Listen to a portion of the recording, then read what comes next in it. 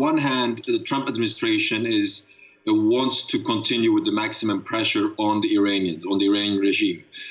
This maximum pressure is hurting Iran's economy, is hurting the Iranian people, it's hurting the regime, it's hurting Iran's influence in the region. But nevertheless, on the other side of the Atlantic, you have the European countries who are trying to engage in a diplomacy with the Iranians and try to have a different route with Iran, contrary to what the Americans are doing. So, well, there's this diplomacy channels that were opened between the Europeans, especially the French, with the Iranian regime. But in every diplomacy, there is unfortunately there is a war. In every diplomacy, there is a battle, and in those battles there are collateral damages. Roland Marshall, a senior researcher on Africa, who I happen to know and I worked with several years ago in Paris, he's a very respected researcher on Africa. He was during the diplomacy, during the French opening and easing of the Iranian regime, he was detained along with his partner in Tehran on charges of espionage. And Roland Marshall, everybody knows him. He's well respected in the academic circles, especially in Paris. He's well known around the world. He was detained as these talks with Iran were going on.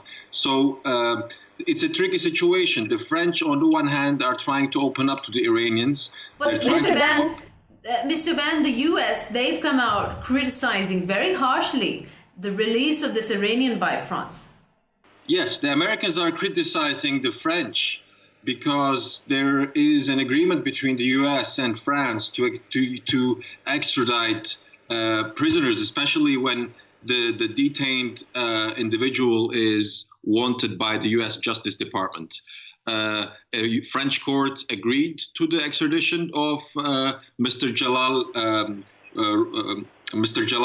back to the United States, but the French Supreme Court overrided it and preferred to use it because the French had a French national detained in Iran, so they needed some leverage.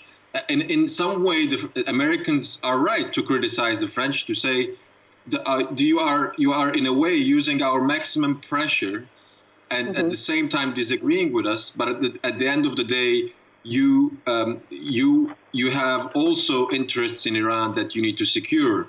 And if the Americans had not asked the French to detain Jalal Ruhollah Najat in France, the French didn't have a lot of cards to play to ensure the release of Roland Marshall from the prison in Iran.